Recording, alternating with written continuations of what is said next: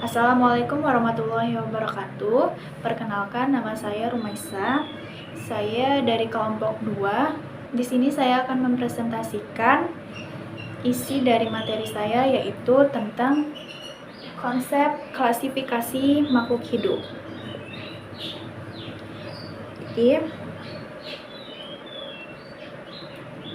Definisi dari klasifikasi makhluk hidup adalah suatu cara mengelompokkan makhluk hidup berdasarkan kesamaan ciri yang dimiliki.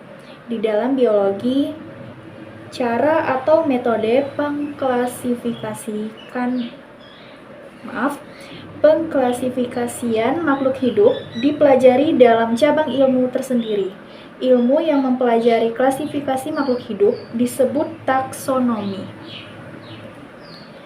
Tujuan dari klasifikasi makhluk hidup yang pertama, mempermudah dalam mempelajari dan mengenal berbagai macam makhluk hidup, mengetahui hubungan kekerabatan antar makhluk hidup.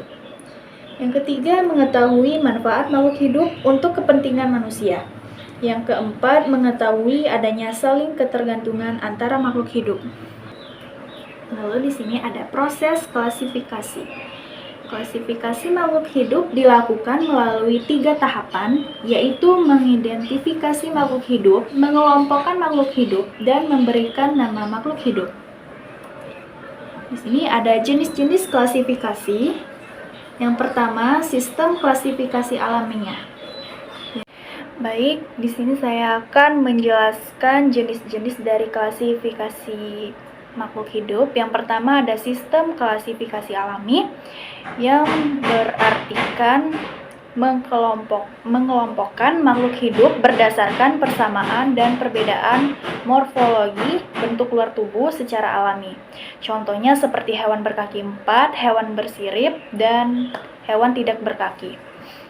Yang kedua ada sistem klasifikasi buatan yang berarti pengelompokan makhluk hidup berdasarkan ciri morfologi, anatomi, fisiologi, dan alat reproduksi, dan habitatnya. Misalnya pada klasifikasi tumbuhan, ada pohon, semak, perdu, dan gulma. Yang ketiga ada sistem klasifikasi filogenik, merupakan suatu cara pengelompokan organisme berdasarkan garis evolusinya atau sifat perkembangan genetik organisme sejak sel pertama hingga menjadi bentuk organisme baru. Yang keempat ada sistem klasifikasi fenetik, merupakan suatu sistem klasifikasi di mana menafsir hubungan berdasarkan kepemilikan karakter yang sama dari anggota-anggota suatu kelompok. Kesimpulan dari klasifikasi makhluk hidup yaitu sistem klasifikasi makhluk hidup adalah alat penting dalam memahami dan mengkoorganisasi keragaman kehidupan di bumi. Ini membantu kita menjelajahi hubungan antara organisme, menyediakan dasar untuk penelitian biologi, dan memfasilitasi pemahaman tentang evolusi. Sekian dari penyampaian presentasi saya.